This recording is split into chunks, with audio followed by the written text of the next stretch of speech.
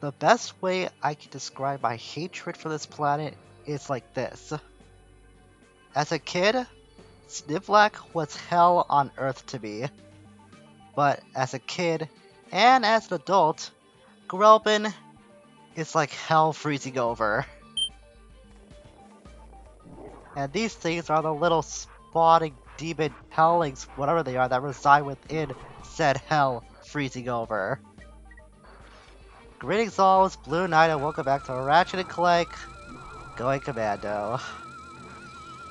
Previously, we landed here on Grelbin, a planet that I detest to no end.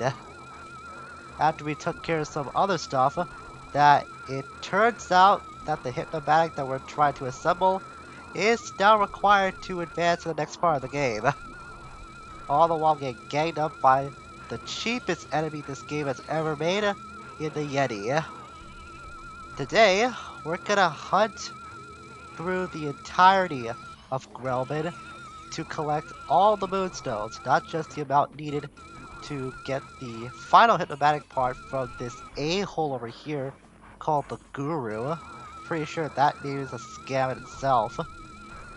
We're also collecting all the Moonstones just to say that we got them all and get that skill point. Fortunately, we got the mapper, I think it was 2 or 3 episodes ago, so when we look at our map, you can see there's a lot of blue spots and a green spot in this area's, well, map. So finding the location of all of these is going to be the easy part, but collecting them, oh boy, that's a whole other story. Let me tell you something there. But before we proceed any further, there's one spot over here that I'm pretty sure I missed out on. I looked at a completed file of this game that I have for the sake of bonus episodes, and it did label that this spot was checked off. Oh, that might be why. I guess I missed this Leviathan somehow. Yeah, this has to be the culprit. So on the bright side, not only will I be able to get a lot of bolts out of this, but I'll likely be capable of upgrading the rest of my equipment too. But first things first, I gotta take care of this Leviathan. Cause there's no way I'm gonna turn that thing into a sheep with my sheepinator. It's not just trying to get close to it, it's gonna be the hard part. And it's not just that it's living in water, because if you touch that water, you're gonna instantly freeze and die. Not just that, but it's also, of course, the Y.E.T.I. The enemy that I say is gonna be the most hazardous thing to you, the cheapest way in this entire place. It's just completely awful all around. Not only will I get a lot of bolts out of this, but like I said, I'll be able to upgrade the rest of my weapons most likely, both purchased and non-purchased. At least those within my reasonable budget that I can get at this point in time. I don't even care I'm taking a lot of hits. I'm just worried about trying to upgrade my sheepinator at the moment. Yeah, there we go. Did you see that? Not even upgrading my nanotech was strong enough to kill that Y.E.T.I, and that was just one of them. And I was at full health too. So to get to this next part and access the remainder of, oh my god, why you guys have to keep coming up? So in order to access the rest of this field, we have to go over here to this place where the Guru moved a rock out of the way for us. So it turns out he does have some legit mystical shaman-like powers, some psychic abilities. But that's not going to be enough for me to forgive him for how much of a scam artist he really is. At least I was right about the opening section of this place. Has 14 moonstones we can easily access off the bat. Not enough to get that hypnomatic part, but it's still going to be enough to help us get through this cave of sorts. And after a short glider segment, this shouldn't be too hard for us to get through. can land over here. And there's a weapons vendor here too. Another stupid infiltrator spot. Ah, boy, my wolves are just piling on as they are right now. So let me just check all this really quickly. I had a feeling I was missing some ammunition for one of those weapons I have on hand. And I'll do one sticking infiltrator spot. This might take a while.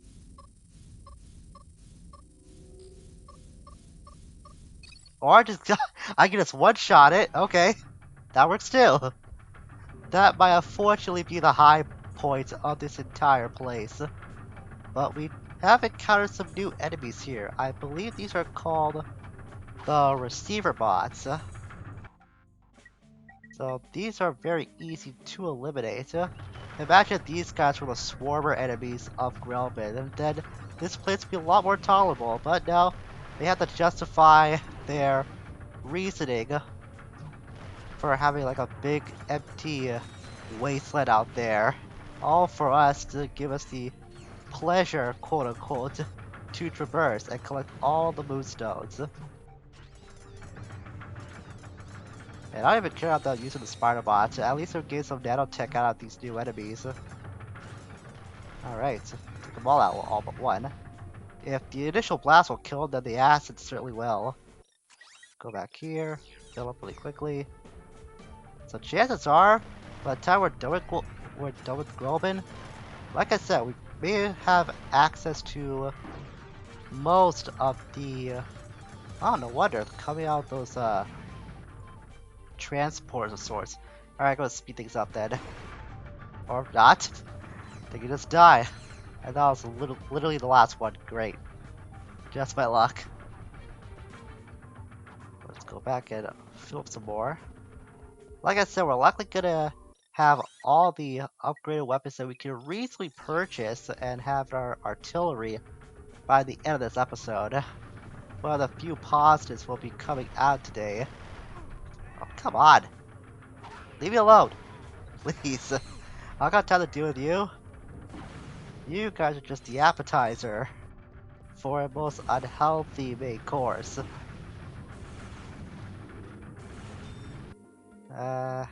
Maybe this will do. What am I thinking? I just use the Sheepinator.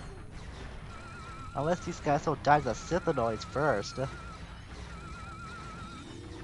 I got one of them morphed.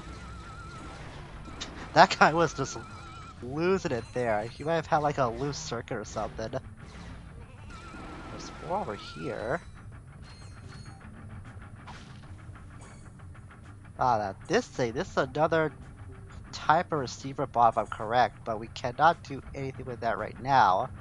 But keep that in mind for later. You might have an idea of what we need to be able to use that guy. I'm taking a lot more damage from these little robots than I usually do. But I am usually not this picky about using my weapons. Because on a normal playthrough, I would use my upgraded weapons willy-nilly. Even though that's not the ideal strat to do in this game, because, like I stated back in Snivlack, oh sweet, we got the Sheepinator upgraded. Like I stated back on Snivlack, you want to upgrade as many weapons as possible, otherwise you'll end up getting walled in a place like Snivlack. Anyways, we got the Sheepinator upgraded, ironically not from the Y.E.T.I, into the Black Sheepinator. As you saw, after morphing an enemy into a black sheep, they'll approach any enemy and blow up on contact. That's pretty much as good as this weapon is gonna get. So now after going through this whole section, we should be able to open up the rest of Grelbin after another stupid infiltrator spot. And just checking that armor vendor once again. The Carbonox armor should be as good as it gets when it comes to the armor sets in this game. But that's not going to be something we'll focus on until the post-game.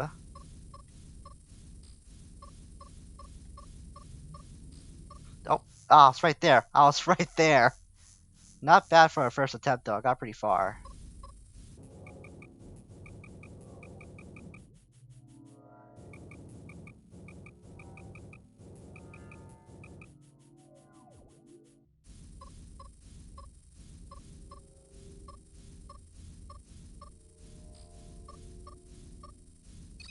Alright, that was like 3 trans I got, I think. 3 or 4. So, by using the infiltrator, well, some of that bridge that just randomly spawns out of nowhere. Oh, that takes us back here. Sweet. So that's what that door was about. I had a feeling it led somewhere. So by using that infiltrator, not only do we get back out into the main portion of this level, but we saw that we opened up a bridge that just spawned out of the blue. So those are rewards for... Oh, sweet, got up to get this. So those are rewards for getting through that little robot section. So by access that bridge, we now have the, well, access to get to the rest of the ice field. And I'm not leaving out this thing, the shield charger. Force field technology at its best protects you fully and also damages opponents who touch it. Trust me, you're gonna need this. This may prevent you from dying a little more in the long run. Granted, you're still gonna die this entire place. It's just an inevitability. But at least having the shield charger at your disposal is gonna help you last a little longer than you would without it in a rough place like this. Be careful for those holes in the ground because those are where the Yetis are gonna spawn, as well as just them randomly popping up out of nowhere. So we can ignore those guys. Let's keep spawning for a little bit, but they'll be tough to take out. Trust me, you'll know why when you get to the time-lapse part of this entire place. And now, we have all of this to comb through and collect everything. I think I was mistaken from last episode, thinking there were 100 moonstones that are available. No, there's 101.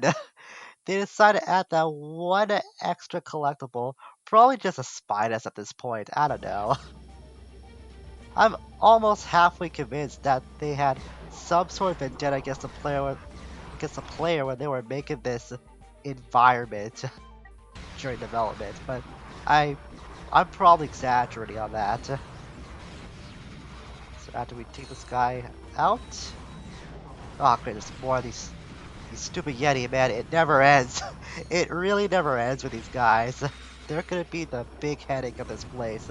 You'd think the Leviathan would be the case, but no. Which is kind of ironic considering they look the most threatening, but it's the Yeti you gotta worry about. Believe it or not, we've already seen the entire variety of enemies in this entire place, from the robots to the Yeti and the Leviathan. So really not much to go on in terms of the types of foes you can encounter here. But I think I've said my piece long enough, and I'm going to get started with the tough parts for me. For you, it'll be easy to see, and for me, it's just going to be so long to do. So, Maestro, whatever music choice you have in mind, start it now. And pray for me. Pray for whatever sanity I've got left. I have been waiting to tear this thing apart for a long time now. I have been like chomping at the bit to let you all know in gruesome detail why I have such a hatred for this planet, and more specifically, the Yeti. As it turns out, there was a lot of behind the scenes strife when it came to making Grelbin. The level wound up being coded in 3 days' time by one guy because it was behind schedule and the original devs couldn't make time to work on it. So the programmer of this level decided to start from scratch rather than piece together what already existed, since it was easier to start from nothing in their eyes. And this explains why the Yeti are the absolute worst. They have fewer animations than your average enemy would have, so that's why they would appear and attack quickly with little cooldown. And there could be so much on the screen at once that it can slow down the game. That's how bad it can get with them rapidly appearing. They also have too much health, And from what I remember, you could get hurt by just simply touching them. From what I also remember, most other enemies in this game would simply attack you if you get too close if they ended up being like a rage type foe. Granted, there are some enemies that exist only just to be physical with you as their main attacking method, like the Y.E.T.I are, but even they're not that cheap compared to the Y.E.T I. And I'm talking about in terms of like attack strength, health, attack speed, spotting speed, you know, those kind of things. At least most of the enemies in this game, in terms of like close quarters combat, they're fair compared to what the Y.E.T I do, because the Y.E.T I are so damn cheap because of how they were programmed. The fact that you can get hurt by simply touching them just shows how little of a time crunch this whole planet was on during development. And to continue on Grelbin, it was decided that it was gonna be designed for the player to use weapons and have a lot of enemies present because they were simply running out of time to make it interesting. As I've already shown, this level has had many memory issues, so the receiver bots were reused for the Find Angela route since they were already in the game's memory for usage. And that also further explains why that the attack copter boss that was supposed to be on Grumblin in the first place wound up getting removed. It's also so ironic that the two coldest levels in the game wound up creating a couple of running jokes among the Insomniac team. First was the convoy from Siberius. It's impressive for PS2 standards considering how it's created. The Mega Games and that convoy took lots of work to put together, so much so that it became an eternal joke among the devs themselves that a level idea cannot get more outlandish than fighting on a moving convoy slash train.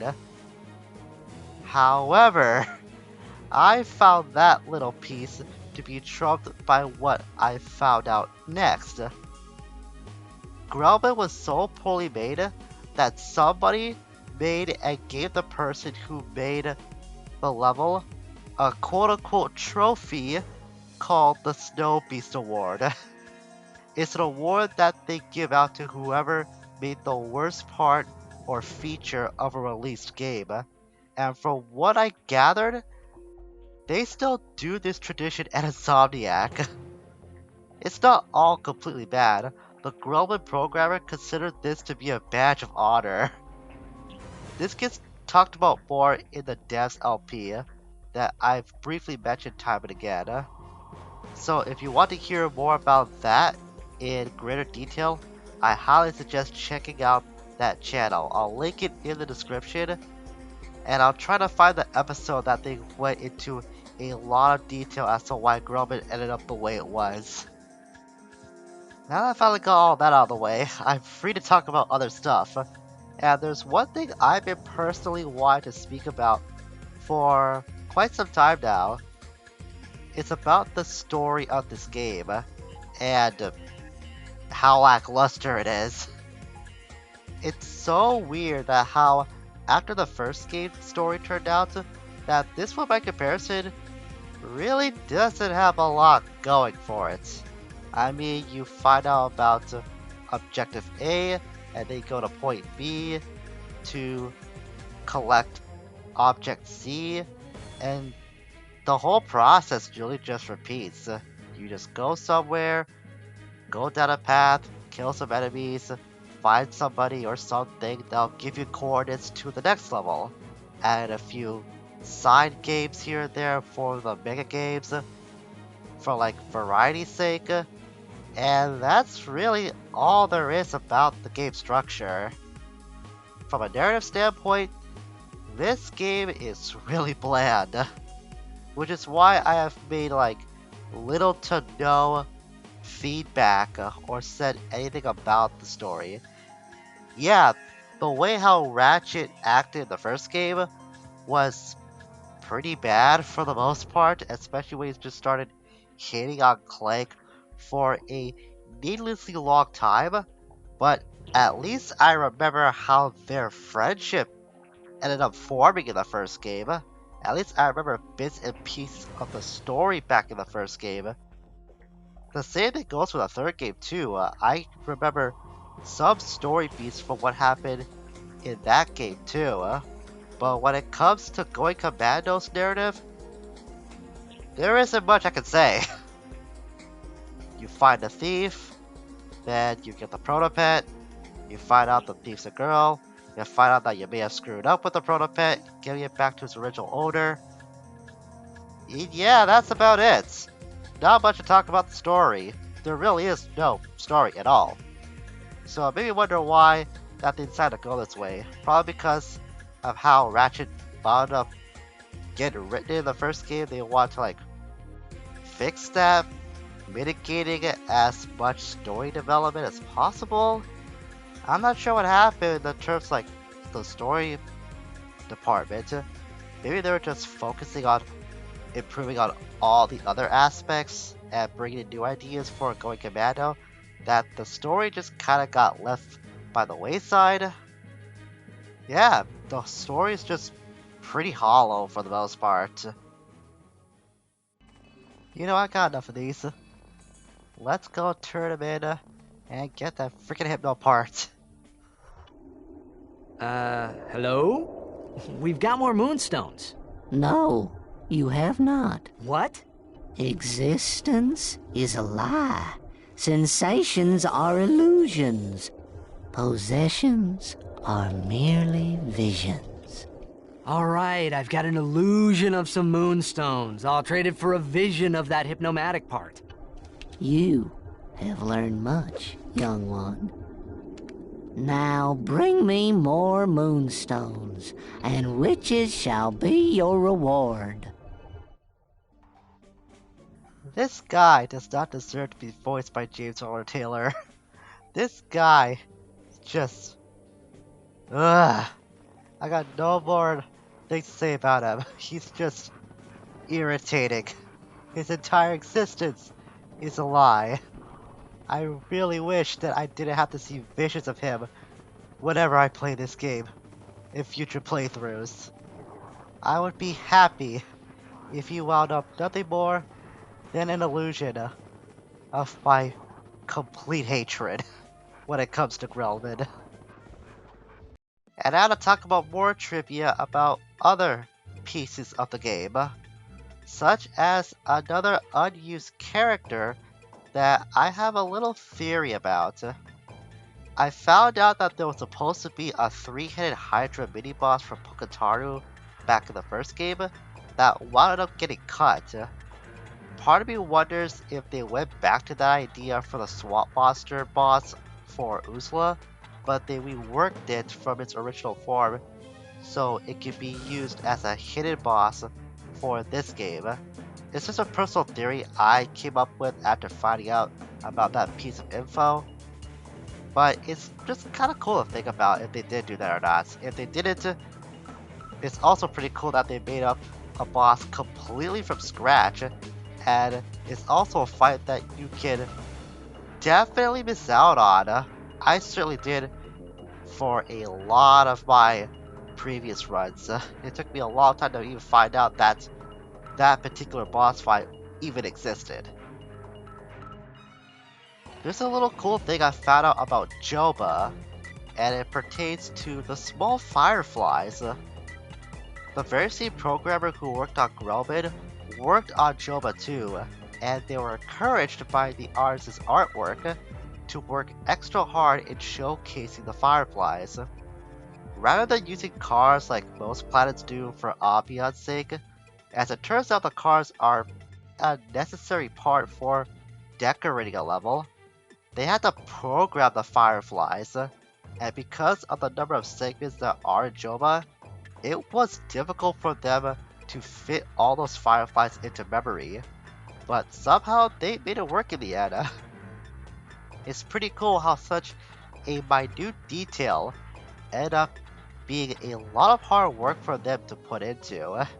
It's really something that you wouldn't pay attention to either. Like, you might notice for a couple seconds, and then just forget it even existed at all. But I still think it's really neat that they went through a lot of effort, especially given how much they had to work with at the time to make such a small thing work like that. It's pretty neat. Some time ago, we were reintroduced to a character we saw from the previous game, Darla Gratch, the news anchor woman that was reporting on the whole proto-pet mess back on Damosel. But the difference about her is that now she reports for Channel 64 News. If you remember from the first game, she was working for Channel 2 News back then, but demos of the first title had her billed working for 64 instead. She ended up reporting for Channel 2 when the first game came out, but her lip syncs were apparently still made to read out for working for Channel 64. So for this game, they decided to just make her work for Channel 64 instead, as originally intended. I'm not sure why there was so much mix-up about that back in the first game, but they got it straightened out here. It probably doesn't surprise you that a lot of weapons going through development for this game had very few limitations when they were being worked on. And one such case was the charge boots. Back in a demo version I saw, it didn't go as fast in the final version, but you could shoot while using those boots. In the final build, your charging stops if you try shooting at all. Obviously they have to work around stuff like that so the things that you use in the game don't end up being too broken, but I just thought it was really fun to share that. Also, it could have been very handy if you could shoot while using the charge boots, but of course that never happens. I also saw a funny glitch that happens in a video of alpha differences for going Commando that shows there's no gravity during a particular build of this game, so you can just fly away with the charge boots. It's quite hilarious. Another instance of something that was going through a lot of changes during development is the spider bot. In demo versions, you could travel through water with a spider bot. Of course, that was changed because no such puzzles needed for you to traverse underwater with that particular weapon slash character.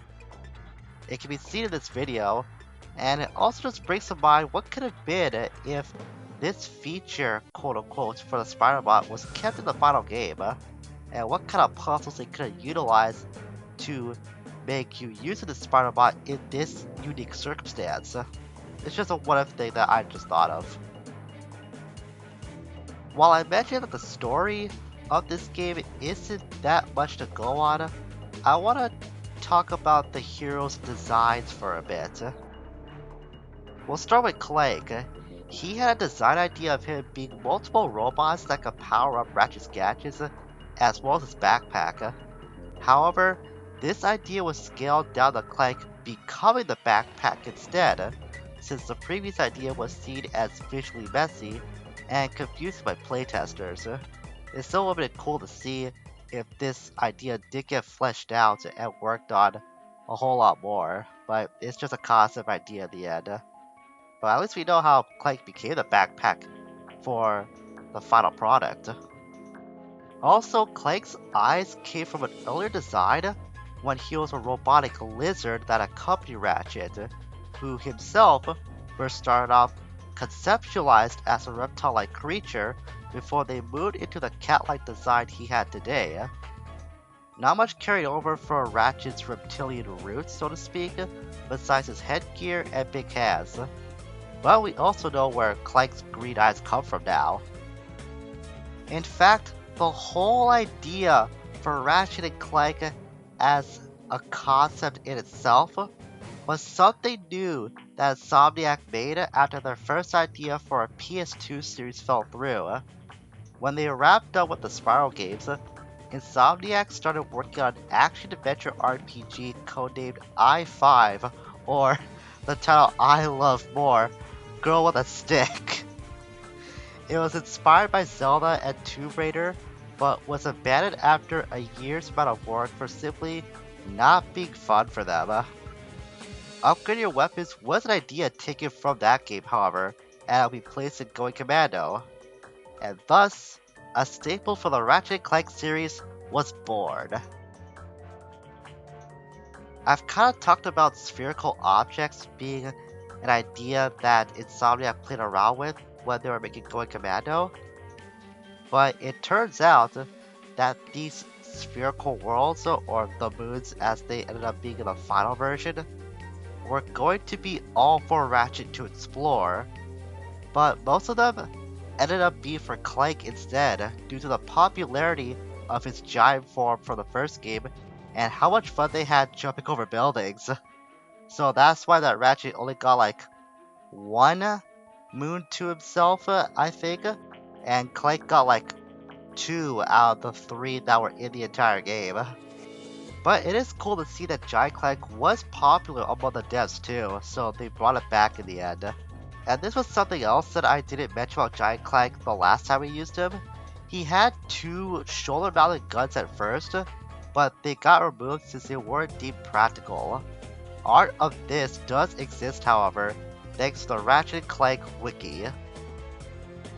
For some reason, armored items are not included in the help section, but images for them do exist on the cutting room floor. The Star Explorer was meant to be on landing pads at first. This idea is present in early builds and demos of Going Commando, until someone on the team thought they could make it float instead. The devs were so impressed by the tech that they could make the Star Explorer float when it's not being used, that they just put this quote-unquote new landing pad everywhere. So that's why there's no ground pad for you like there was back in the first game. Honestly, it's a detail I didn't even think about until I was doing research, and I was like, right, that thing didn't float before. So it's pretty cool to learn. The debug mode can be accessed for this game, but the only way to do this is by way of Game Shark. And by using the Game Shark, you can turn on splines. Splines are an unused terminology that shows the pathing of objects like taxis in this game would take. This can be seen for a couple levels on the cutting room floor. So if you ever want to see how an object's pathing looks like, well, there's a tool that you can find. Although, like I said, you gotta Game Shark it to make it work. There's a system they put into the game that I had my suspicions on and off for years, but I couldn't tell if it was actually true or not until I looked it up. This very system is hidden in the game that can help you if you die too much. Fewer enemies will spawn, they get less health, or they give more bolts. Your weapons will be stronger, or you can get more experience, and extra health crates can be put in place. It can also rubber band to challenge you enough to use different weapons. This wasn't mentioned anywhere I can think of until I was listening to the developer's LP. They actually talk about this to some level of detail, but it was so cool to learn about and to know that I wasn't being crazy all this time. When you do end up dying too much, the game does use some checks and balances to make it a little easier for you to get to the next part of the game, or to just get through some tough enemies by altering a few things that can give you a more helpful advantage. Other examples of this system helping you are ammo crates. Do not decide what's inside them unless they're broken. Then it'll give you ammo for the weapon you're lowest on or what you used recently. Also, enemies and wooden crates are meant to give you a specific number of bolts per level. However, if you miss a stack, the game just adds those bolts to later stacks to make sure you always have enough cash on hand, and it also determines the quantity of bolts you can pick up for that value. So it's really handy that the game does all these things to help you make sure that you're on the right track for like getting what weapons you need to progress further into the game. So it's not just trying to help you get by some tough enemies, but it also does help you in making sure you have enough money on hand so you will never be low on funds for something you really need. And even if you are, I've already talked about just how lucrative those minigames can be if you also need to get some cash quick. There really isn't a whole lot stopping you from lacking the money you need to get what you want. It's clear that they learned just how tough it was to grind for bolts back in the first game, and they want to make it a little easier for you this time. Not too easy, but they do nudge enough help for you that the game does its best to make sure that you're on pace to get what you want, so you can be prepared for the next level ahead and for what other tough challenges will await for you later on. I just find this all to be very considerate of them to do, and it further shows just how much of an improvement Going Commando was in so many aspects. It truly shows that they did so much work to iron out a lot of stuff, both on the forefront and in the back end of the game, to make sure that this would be a worthwhile sequel to something that already had a stable foundation to begin with, but after this game, that very foundation was like concrete. They had a clear idea, a clear vision on how they wanted things to work out in terms of the gameplay. And finally, there was something about Grelbin I was completely wrong about at first. There was supposed to be an attack ship that would act as a boss for the end of the other route of this game, where we're supposed to meet up with Angela. This boss was cut due to the level running out of memory for other reasons we've already seen this time lapse. However, this ship's Monsterpedia entry does exist on the cutting room floor. Now, I was led to believe that because this boss was cut from the final game, that they deleted all of its assets attached to it. You know, like the model, the texture, sounds, icons, stuff like that. It turns out I was wrong. I did a little more digging afterwards, just for my own curiosity, and I had a feeling that there was something that I forgot to change in my notes prior to starting this LP. And I was right. There is footage of this boss fight in action that I found on YouTube. The hypnomatic part that you would get from the Guru on this planet replaced this boss fight entirely. This boss getting cut wasn't a complete loss though. Due to getting rid of it, the devs were able to make a build of this level. You can actually see where the platform of this fight was supposed to happen, but it's completely blocked off to you unless you do some hacking. And finding what's on the other side in the final game, it's not much. It's just a couple of enemies that are placed on there just to look at ya. But yeah, I want to make this correction before I even had a chance to put the wrong info into an episode, because I flat out forgot to change my notes about this topic when I was doing research before this whole LP started. But it also does give you some insight into something of what could have been. And instead, we got stuck with Yetis. Yetis everywhere. It's not fun.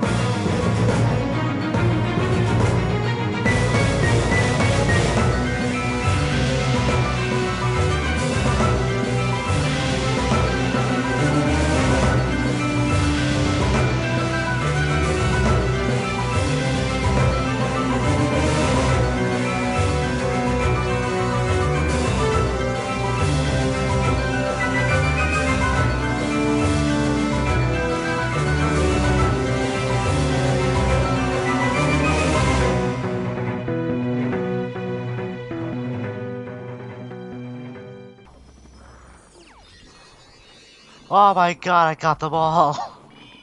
Oh man, I'm gonna be honest. This run wasn't as painful as I thought it would be. It might be sad saying this, but I think this entire run was one of my best ones I ever had on Grelbin, at least for the Moonstones. And I almost upgraded everything. I mean, this thing. Ah, I remember this taking a long time to upgrade. Because trying to kill enemies with a shield charger, it's not that powerful. But, there's only one glaring omission from my search. I didn't get the platinum bolt yet.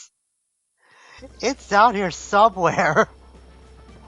And yet, despite getting all the moonstones in like 2 or 3 deaths, I somehow didn't get the platinum bolt. The map has marked it off as like the secret area, but I never collected it. I never even seen it around here. I have a general idea where it might be. It might be around this vicinity, but I can't believe I missed that. Ah, great. This is like Tabora all over again, but this time for a more... Oh, there it is. Never mind. I worried too much. I was worried too much. Forget about what I was saying. What did I say earlier in the playthrough? Complaining apparently gets you anywhere. At least that's a less player. And I was gonna say, this is gonna be like a worst case of Tabor's needle on a haystack situation. But it was gonna be like a molten ice field filled with these demon freaking Yetis and Leviathans, or not as bad, but the Yeti. Oh, the Yeti do not make this any more bearable. They make this entire place a hellhole. I said this place was like hell freezing over, and I stand by that statement. This place can rot for all I care. I hope it blows up one day and all these Yeti go extinct with it all at once. I never want to see this place again in any of the future Ratchet and Clank games. I never want to come back here. It is miserable. You want misery?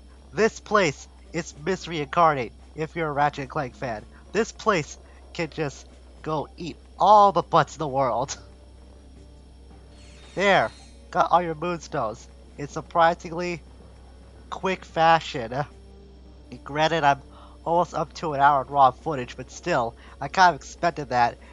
Yet, I feel like this place wasn't that bad this time. Maybe it's because I had the wherewithal to give a few of my weapons some mods, and I think that did help out in the long run. So, if you want to come to this place and get everything it has to offer, be overpowered. Get all the mods, upgrade as many weapons as you can, upgrade your armor, and get the shield charger, because I'm pretty sure that thing alone, that last thing, may save me a handful of deaths in the long run. But I still gotta upgrade this, which is almost up to completion. This thing too, which is kinda getting there. And the shield charger, oh, I'm gonna be here for a while. That thing is not gonna be easy to upgrade. Whew. Well, the good news is, I did get enough bolts, more than enough, to get the hover bomb gun in a place where I can't really show it off right now. So what does the hover bomb gun do? This thing can detonate at the right time and blast your enemies to bits. I remember this weapon not being that easy to use, and this is why. To use it, press circle to launch the bomb, then press circle again to detonate it. But you can control the hover bomb by holding down the circle button and using left stick. I'm not really good at controlling the projectile of this particular weapon, which is why I don't use it that much, but that's be one more thing I gotta upgrade too. Later on, I might do some of that upgrading grinding off screen and try to capture any of the actual transformations they get on video. That might be my plan for having to upgrade the rest of these things. But that's pretty much the last thing we can purchase, I believe, with our bolts. Granted, we still have quite a bit on hand, over 117k. But that just goes to show how valuable it is to hunt these things down, despite the fact that the Yeti do not make it easy to have like a flawless trip in Grelbin. So here's how I'm demonstrating how the hover bomb gun works. It is kind of powerful. It can take on these Yetis and take about like 2 or 3 shots, as well as get them all in a bunch. The blast radius is kinda good for crowd control too. So I guess adding on to all of my other pro tips I just made a few moments ago, make sure to get all your weapons too, or as much as you have on hand. You never know what could be useful and what could be detrimental.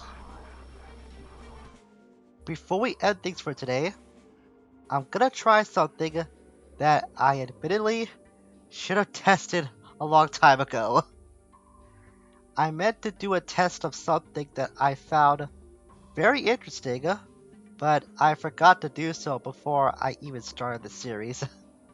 So consider what's gonna happen a live field test of something that might piss me off if it works.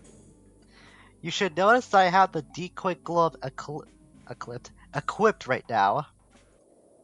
I found a developer's LP of a couple of guys who used to work at Insomniac, and I believe they were on staff for the earlier Ratchet Clank games. They did a dev LP and share some keen insights on this very game while playing through it for their channel. I'll link it in the description below, and I'll talk a little more about that specific channel at the finale of this series. But I saw a comment that I think was either pinned or favorited by the devs themselves that could help you if this works. Have the decoy glove equipped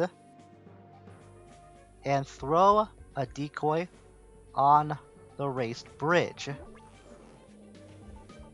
Let's attract some Yeti. If this works, you can leave the Yeti. Hey, get over here. Come on. Yeah, that's what should happen. So if you throw a decoy on the raised bridge, the Yeti will try to attack it, but they cannot reach it because the bridge blocks them from reaching that decoy. Afterwards, you should escape the area where they're all congregating, and no more Yeti should appear. In order to do this, I gotta attract more of the Yeti. But I wonder if they will last long enough. Maybe I should throw another decoy out. Now let's throw one out here. Gotta get their attention. So like this one guy. Yeah, it is working! They're all kind of ganging up in a way.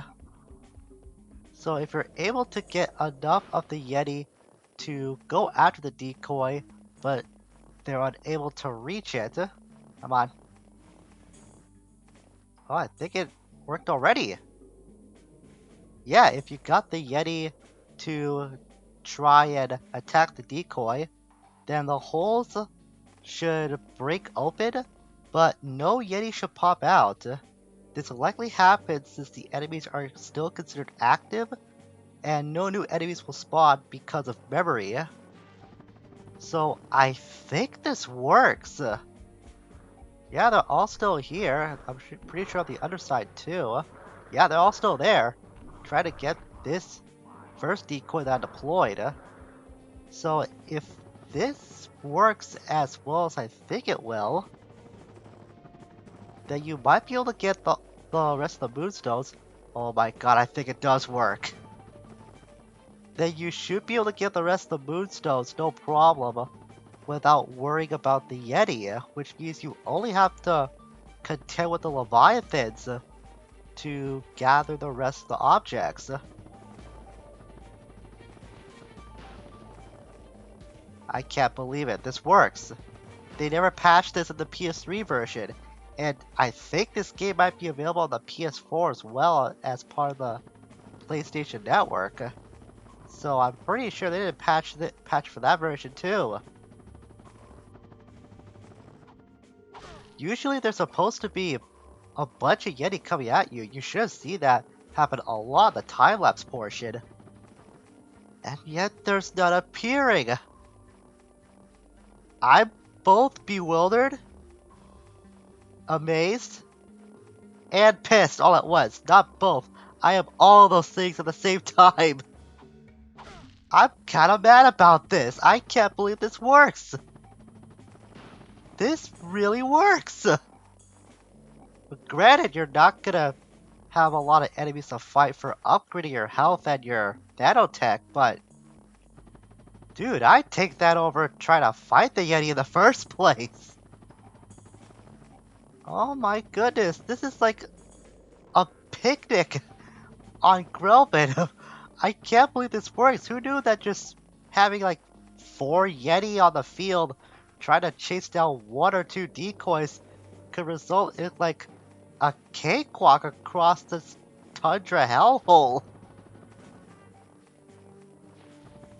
I never thought this would work, yet it kind of makes sense to take advantage of like the memory limits this stage has, and there are quite a few memory limits this game had to make to even have this place like exist at all. I highly doubt you can do this on Tabora because there's no hills or raised bridges you can take advantage of with the decoys, but even then, the enemies on Tabora aren't that bad. They're significantly weaker than the Yeti, and you can easily manage them even if you have to take a few deaths in the process. Even then, still. Yeah, I'm kinda pissed about this. I'm really pissed. Who knew all this time just that one easy exploit that can neutralize the Yeti from chasing after you? I have no more words for this. This is quite the discovery I made for today. And I can't believe this never got patched in later versions too. I wonder if this is like a well-known glitch in the Going Commando fan base. I wonder how many people know about this. Yeah, they're still over there. Oh wait, I think they're chasing after me now.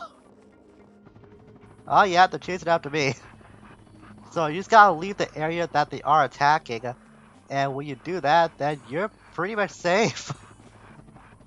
You just can't bother them at all. That's the big catch. Well then. I'm pretty sure these guys are gonna chase you forever now. Not unless I deploy another decoy and get these guys off my back. But hey, there's only like 3 of them around here. And I guess since they're all considered active, the game is not gonna load it anymore. Well, this has been quite the discovery I made, and I'm still angry that it does exist. This could save me so many headaches in the past. But like I said, you're not gonna have the advantage of upgrading your stuff, but it might be a reasonable trade-off because you should be pretty strong at this point in the game anyways.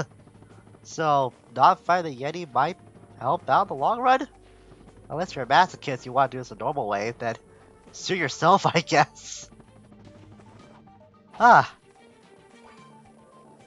Yeah, I got nothing else to say about this. I'm just kind of pissed that it works.